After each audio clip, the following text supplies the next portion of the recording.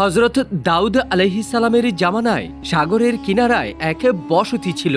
তাদের জীবিকা অর্জনের সবচাইতে বড় মাধ্যম ছিল মৎস্য শিকার করা। কিন্তু আল্লাহ রাব্বুল আলামিন দাউদ আলাইহিস সালামের মাধ্যমে একটা হুকুম দিয়েছিলেন, শনিবার দিন তোমরা মাছ ধরো না, কারণ ওই দিন মাছেরা নিজেরাই কিনারায় চলে আসতো দাউদ আলাইহিস সালামের কথা শোনার জন্য। কিন্তু শয়তান উস্কানি দিল, নালা তৈরি করো আর ওই নালাতেই শনিবারে আসা মাছগুলোকে আটকে রাখো, পরের দিন শিকার করো। কিছু মানুষ ভয় পেয়ে এই কাজ করলো না, আর কিছু চুপচাপ দাঁড়িয়ে তামাশা দেখছিল। পরের দিন বেশ কিছু নাফরমান মানুষ আল্লাহর আদেশকে অমান্য করে মাছ শিকার করতে লাগলো। হযরত দাউদ আলাইহিস সালাম তাদেরকে বারবার বুঝিয়েছিল, কিন্তু তারা মানতে নারাজ। অবশেষে আল্লাহর ফয়সালা আসলো।